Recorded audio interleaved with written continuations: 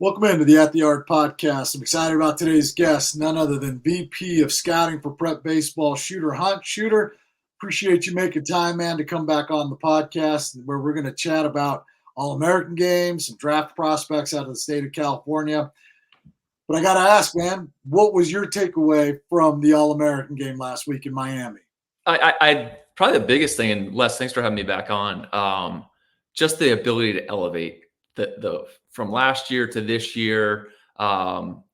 It's never a dull moment. There's no satisfaction for us internally. We're, kind of those type A types where take it to the next level. What can we do next? And I mean, huge shout out to the entire crew that was there that helped put things together. But when it really comes down to and boils down to for a great event, having great players. And it's the big thing. How do you become a good coach? Have good players. How do you run a great All-American game? Have good players. And that's what we had there. So it really helped out, really pushed forward by your California guys.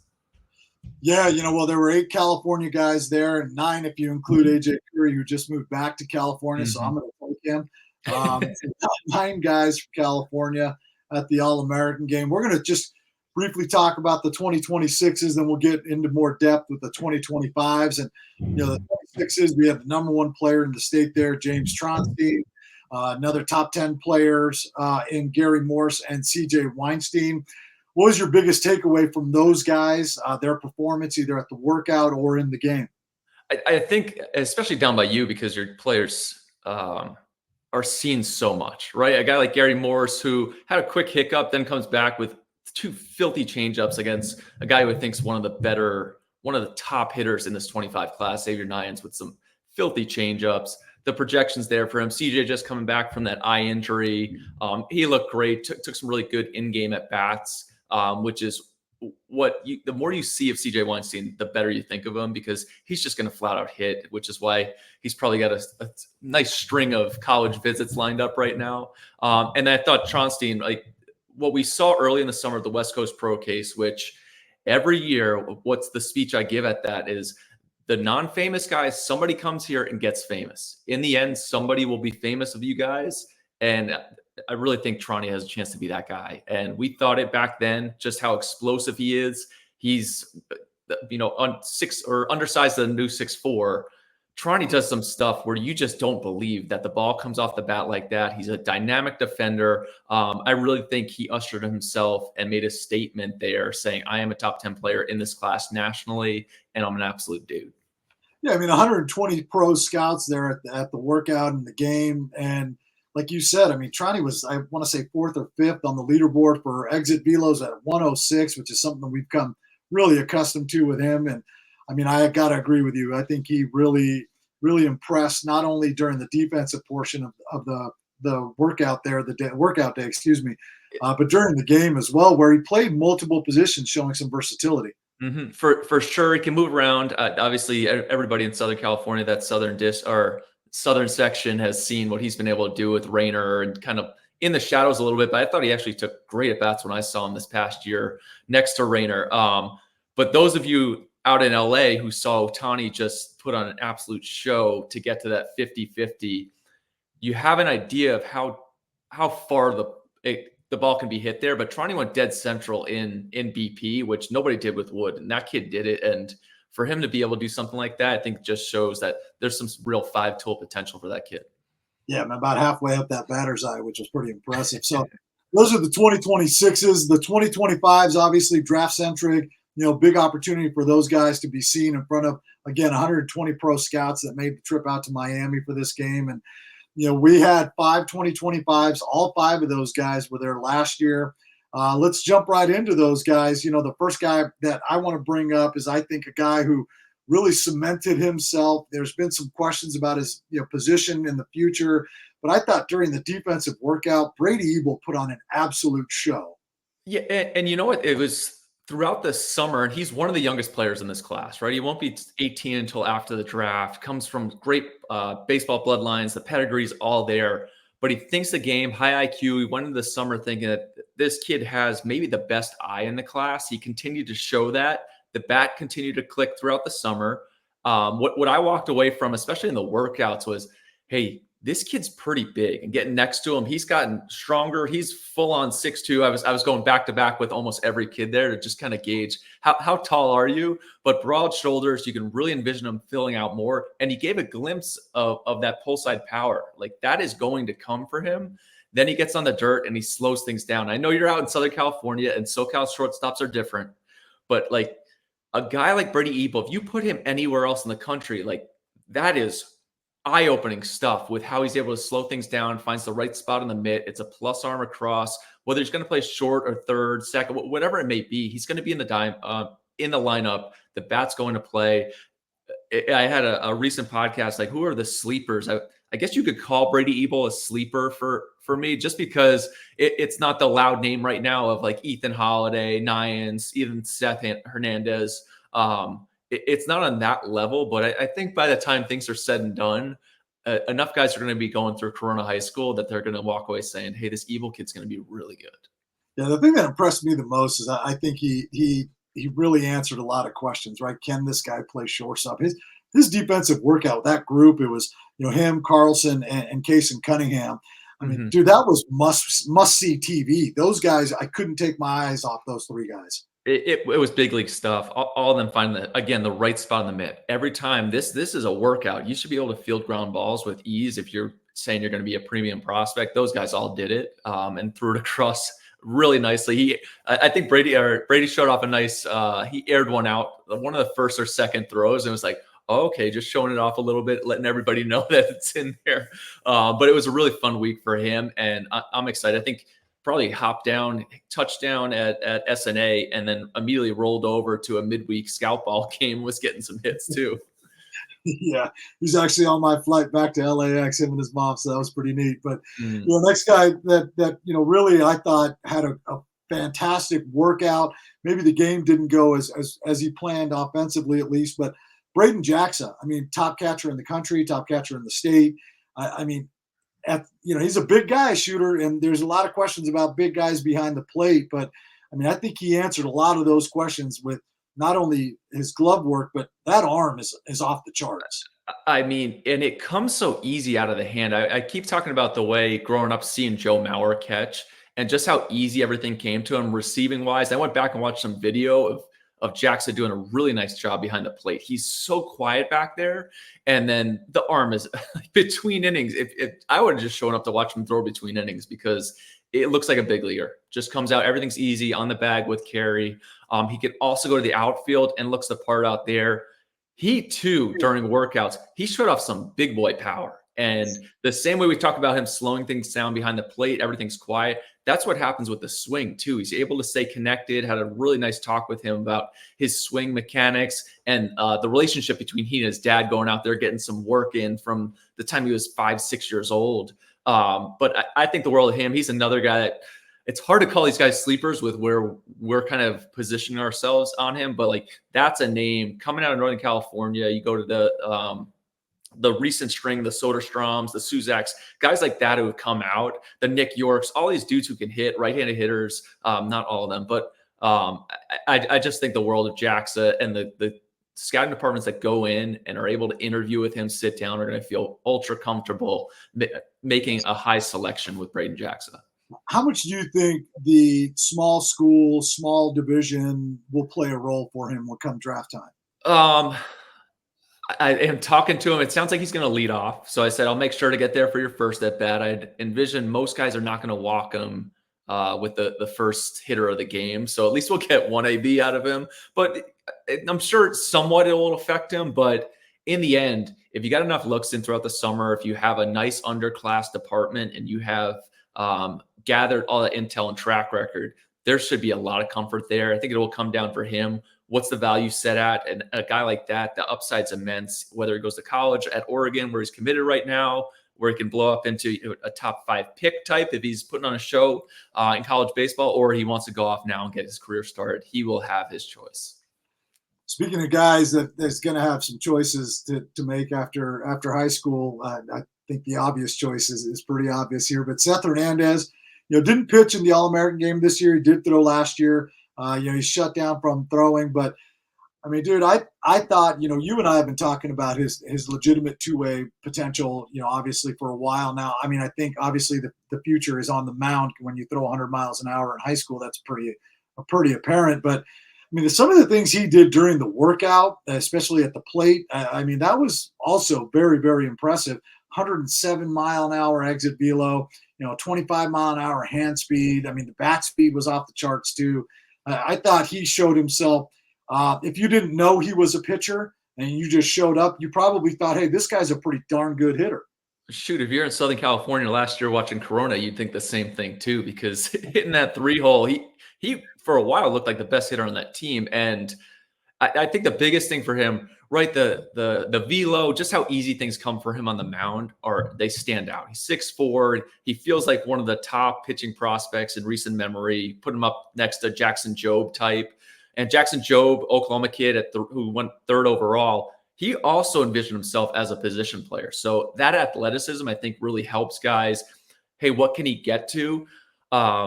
But he talked about, he was blast metrics. He was off the charts. Like he was like the dude at the top. Everything we're putting out now with the data stuff, like Seth Hernandez, he was leaving the yard, gets a hit in game, screams off the bat.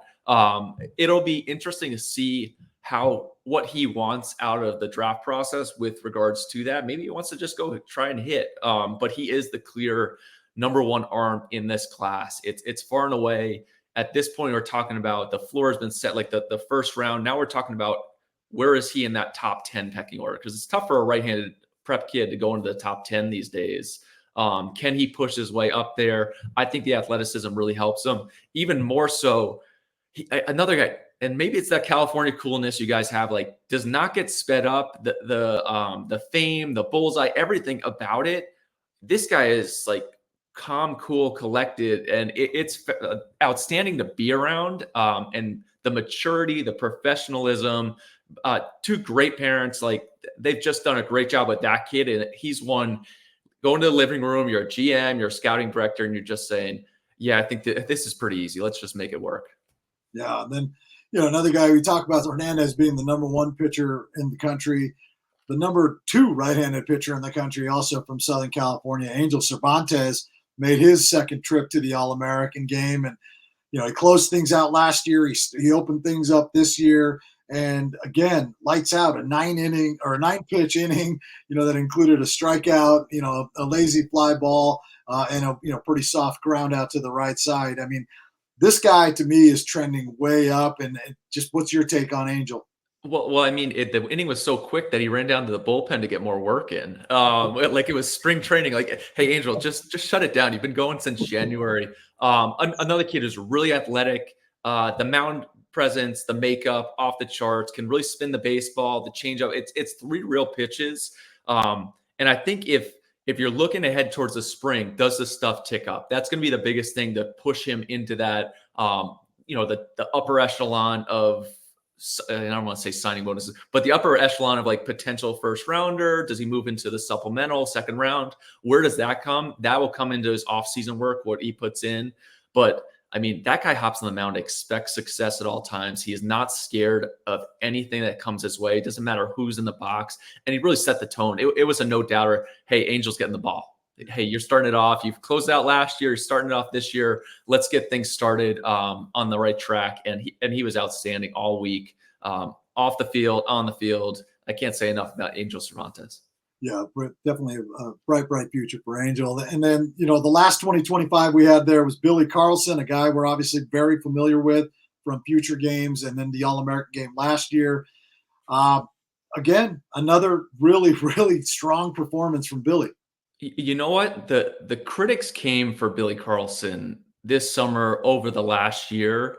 And when you're faced with something like that, you can either stand up to or run away from it. Billy Carlson met it head on, attacked the summer, had a great summer, made sure that everybody knew who he was. He's the best defender in the class. He's going to stick at shortstop, shout out different. And then the bat goes opposite field with a home run, has a great 2-strike approach to drive in a run, made like 7. He makes them look so easy that you forget, like, yeah, he went backhand, kind of took a second, and then just unleashed a cannon across. I would say he's probably the most sure thing defensively to stick, which is going to now drive up his value. Like, was very much he and Kaysen MVP. You could have flipped a coin for those guys. And I wish, next year we got to bring another glove maker just to have 2 gloves there just in case. I don't know what the speed is on our glove makers from that standpoint, but I can't say enough about Billy Carlson's summer because there's been a lot of critiquing of his game, whether it's the hit tool, all of these things, and he does not let anything bother him. You can see the tunnel vision, the focus on getting better each time, and that expectation of success. He brings energy to the diamond while still slowing things down and letting everybody know that I am the best. He expects success. He expects to be that guy. And I can't say enough good things after the summer. He's probably one of the guys who really grabbed things by the horns and said, hey, I'm here to stay, and I am that dude. Yeah, really established himself, like you said, I think as the top guy, certainly in California, if not nationally. But those are the All-American guys we had out in Miami. But we want to shift gears to some other 2025s as we look ahead to next year's draft. Where do we want to start, Shooter? I mean, there's a number of guys from California that have the opportunity, are going to have the opportunity to hear their names called in July next year after a big stream. Well, I think I'll just give you the wider lens view of this class, which is much stronger than 2024. What was the biggest takeaway from this summer? Wow, there's some really exciting position players in this class. There are some dudes up the middle. And what really helped that? The fact that California is really good. Hey, we have an awesome class we've been talking about for a while. I'm going through your rankings here. I'm like, I think at least 10 of these guys are in the top 25 going down the list. Quentin Young, huge upside, right? A guy who reclassed up. So there's some youth to it. Really excited to see what he's got next year. Gavin Feen, who had an outstanding summer, really carried Team USA down in Panama to that gold medal, can play all over the field. You and I have talked about, like, there's a lot of similarities to Gavin Grohovac. Physical frame, right-handed hitter who can really hit, right, where's he going to play? So the positional value may come into question, but when it comes down to it, I would expect there's probably a lot of area guys, a fair amount of national and cross-checkers who are thinking to themselves, we really like Feen. This kid's going to hit. He's really good. Let's attack that. So he'll have plenty of guys watching him at Great Oak next year. Josiah Hartshorn, who at USA early in the summer, he only hit left-handed, right? Throughout the whole summer. And everybody in California, he hit right-handed for Olu this year. And a little injury forced him to do that, which can you imagine? Hey, I'm gonna go hit the showcase circuit against all these mega dudes, and I'm gonna hit from the opposite side and show off the same power. It started at the pro case, right? I mean, he showed it off at the pro case where he's peppering balls off the scoreboard at Pepperdine from the left side, and we're just kind of like, dude, Josie, like, where's this coming from? And like asking the questions there. Now, he's put down first base, and he's really good at first. I think he's more than athletic to go to the outfield. And Jace Lavalette, who's at Texas A&M, probably the number 1 draft prospect for next year, kind of a similar profile in high school where Jace played a lot of first base. And every time I'd see it, this guy is really athletic. He's got good hands, takes good routes, quick. Hartshorn reminds me of that. He can easily go to the outfield. The power plays, obviously. He has an infectious aura. Like, there's so much positivity, but also explosiveness that comes from his game. And when I was at USA, he was solid there. I was talking to some guys that saying this kid will be buzzed about next year. I'm just letting you know, he will be very much talked about. He's performed at Olu. He's dominated the Trinity League since he was a freshman. Next year, he's going to, I would assume, hit some right-handed at times. But the fact that he can switch hit, really good athlete, but the explosiveness, it really jumps off the bat. Can't say enough good things about him. And then I want to shift up left, so you don't mind, to NorCal, because I've talked kind of ad nauseum. There's a trio of guys who are all similar but different. Okay, so Brock Sell, outfielder, Brock Kettleson, and Alec Blair. They're kind of in a group in NorCal. And I don't want to say pick your poison, pick what you like, because Brock Sell is probably the more well-rounded guy right now. He is that dude. And if you're in his area and you're pro Brock Sell, he's a winner. He's got real athleticism. Who was a kid at Stanford? Brock, he was a top pick a few years ago. But he has that type of explosive athleticism. Or you remember who that is? What's that? From Buchanan. Yes. Anyway, I love Broxell because those guys who win, just find those dudes who produce, they win. He's going to be outstanding. Brock Kettleson, another guy who's young. He was at the Future Games a couple years ago for you. He's super young. He grew. He very similar. The Spencer Jones comparisons are going to come, right? He hops on the mound. He's 90-92, looks really good there, but it's a sweet left-handed stroke. Probably my favorite swing of the summer last year. He's only going to get better. And then Alec Blair, Mr. Wild Card himself, right? He's at De La Salle. He's a four-star basketball player, committed Oklahoma, dual sport kid. He is an outstanding human being to talk to. He's just a very interesting kid. It's very smart, cerebral, but his advancements from last year to this were, hey, this is super raw. It's not quite as raw. It's getting better. There's more polish coming. You can imagine the next few years where he's at there. Oh, yeah, and he's going to hop in the hardwood during the winter and just be an absolute bucket. So those three are really exciting in NorCal. Les, I can guarantee you I will be heading down there to check them out. So make sure I'm doing that next year. Yeah, you and Hank can catch up in NorCal. But there's a couple other guys here in SoCal that, might have that same opportunity. A couple guys that were at the pro case as well. And Grayson Bowles, obviously the right-handed pitcher, committed to Texas. Trent Grindlinger, the catcher, committed to Mississippi State. Both those guys had really strong summers as well. I think Bowles would – the coach in me – I think Bowles has huge upside, right? How many times have we talked about the metrics? He's got so much data. I think there's a couple small things that would take him to a huge level. Another kid who's got great personality, expects that success. He's an athlete. He's a two-way. I think he could be a huge guy, a huge jumper, a guy who jumps up next year on draft boards. I like his trajectory right now. That St. Aug team is going to be good. It'll be easy to go watch them. And then Grindlinger, who started off the summer with us, put in work on the frame, which was outstanding. He's really built himself into a formidable force behind the plate. Big arm strength. He had an outstanding summer. Makes Team USA. Scouts are going to love him because he goes out there. It just seems that blue collar, hunting the beach, get behind the dish. I'm going to hit. He's got power from the right side. It's an athletic family. We'll talk about his brother, I'm sure, a lot in the future. He's the number one player in the 27 class. But I thought Jared Grindlinger. I thought Trent Grindlinger had an outstanding summer and really helped elevate himself into kind of the upper tier of the catching prospects in the prep class. And then guys that you talked about, sleepers, if you will, and potential risers.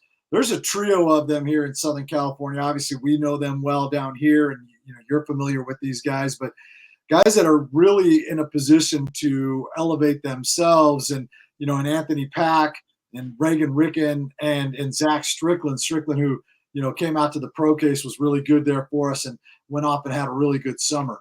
Yeah, I should really just go through all these guys. I think before we got on, I was like, we can go 1 through 75. I'll just give you a little bit about each one. But no, Pack, super twitchy. It's some of the best bat speed I've seen. And at USA, he didn't end up making the team, but he was outstanding in the outfield. Great routes, looks like a true center fielder. When you're in Southern California like he is, you're going to get tons of looks. I would expect him to really rise up some draft boards, have some area guys buzzing about him. You talk about the arms, the ceiling, the floor has been set pretty high on a lot of these guys. You can bet on a Von Necker who's got big time stuff. Guys are going to like that. It's easy to like. Reagan Ricken playing quarterback right now, but he had a really good summer.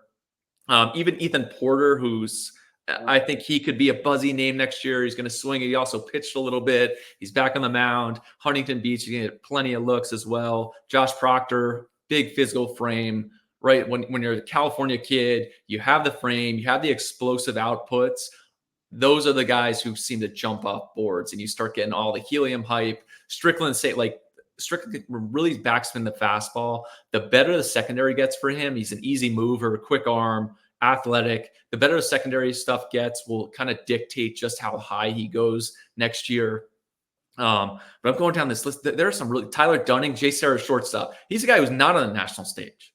Right. And so there's not much to see on him. And a lot of these guys were eyeing our Super 60 in February, kind of the first look that the scouts can come, but more so decision makers, scouting directors, cross-checkers, special assistants, GMs, come in kind of booking their travel dates and getting those initial eyes. Tyler Dunning's the type of guy that would, I think, really benefit from an event like that, where you kind of show off your off-season stuff. And he could be a kid who a lot of scouting directors and cross-checkers saying, who is this guy? Where did he come from? Why didn't we see him this summer? He'll get plenty of looks, though, being at JSerra. Yeah, and then two last guys, shooter, that were also at the pro case that I wanted to touch on. Angel Laya, who there were some questions, going into last spring about the bat. Like, is it consistent enough? Is it not? Can he really hit? Can he not? I think he answered those questions in the spring, and then he certainly did that at the pro case and then the rest of the summer. And then Ethan Bingaman, the Auburn commit who, came to the pro case, hit during the workout, pitched in the game, was up to, I want to say 93, can really spin the breaking ball, had a really big summer for his travel ball team, also played on that 18U team. But those two guys, when you talk about, potential sleepers and risers out of Southern California, I mean, those two guys, at least in my mind, those guys stand out.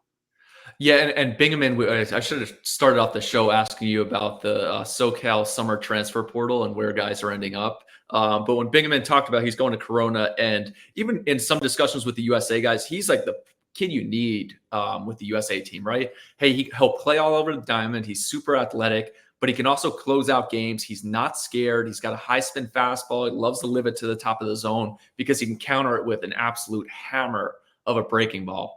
Not positive how they use him at Corona. They have Seth, they have Billy, they have the Evils. Shoot, it's a spoiled riches there, if depending on what they want to do with him. But it's going to be a tough look for SoCal hitters throughout the spring because of just how aggressive he is towards the plate and hunting those swings and misses. And then Laya, who continues to hit during scout ball as well. So he's going to get plenty of looks. I would expect him to have a chance to be like an early day 2 type guy, potentially if he has a good spring. But they're not low. Even Rashad Hayes had a good end of the summer. NorCal kid, shortstop, really young for the class, looks the part. Aiden Aguayo, who's La Mirada guy, who I think is just going to hit, right? He just finds a way, bat the ball. He's really good one. Tyler Wick was another one who I think is going to really hit. But those right profiles, where are they going to play? What are they going to do? Well, they're going to hit, and they're from California, so we just kind of expect them to be big leaguers. But I'm going through the entire, like Trey Morris was another guy I liked at the pro case, coming back off injury. He's not going to play much competition throughout the spring, but I like the swing on the mound. He does it. It's a bigger frame. He's a really good one. Brendan Lewis, Josh Janicelli, I would throw out there as kind of that sleeper. I don't even think he's a sleeper. UCSB commits are no longer sleepers. They're just, if they commit him, they're probably a dude. But Janicelli can really pitch. The frame's there. Another guy I would think the Super 60 would be a huge beneficial to come out and show the stuff before going into the season because that upside's immense. Shoot, I could talk about all these guys all day last year. Like Dylan Wood. Yeah, I mean, I talked to some hitters at the All-American game that I was trying to ask them who was the toughest guys to face. And one, I forget who it was. It was a prominent guy from out of state, not a California kid, who was just like, yo, Dylan Wood was filthy. He was hiding the ball. I had no idea. He could throw any pitch in any count, really moves well with all that stuff.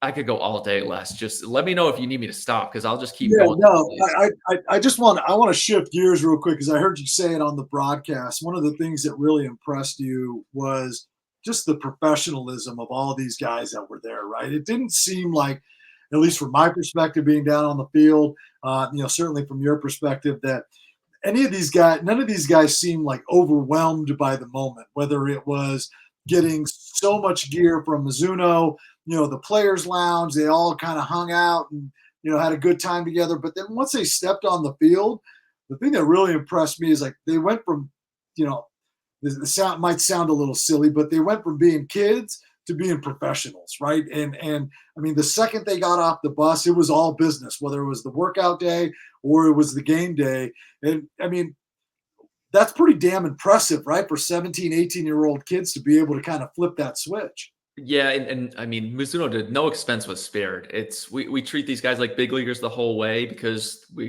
they expect themselves to be, and we're kind of positioning ourselves to allow that. But like you said, like the professionalism and maturity of the way they handle themselves And it's really probably a tribute to their parents, their families, their coaches that they have, where they have brought them up right. They've treated them like professionals and grown-ups to allow them to grow into this level of being good human beings, which translate to the field and allows them to play at their peak performance levels. But throughout the week, whether it was off the fields, interacting with fans, interacting with kids, cleaning up the dugouts, whatever it may be, any small thing they handled smoothly, and with an expectation of there is more to come for us. This is just the foundation of where we will be in the future. Yeah, absolutely. All right, man. Well, Shooter, I appreciate it, man. We could sit here and talk players all day long, but nobody wants to listen to that. So, well, I'll be back for underclass. I have the jet park just set to go to SNA and make my way down to Orange County to see as much baseball as I can. Although I feel like I'll be going down to San Diego as well. Yeah, absolutely. Well, it should be a good year coming this spring for us, and we're looking forward to having you back down at SoCal. Shooter, thanks a bunch for doing this. Can't wait. Thanks, Les.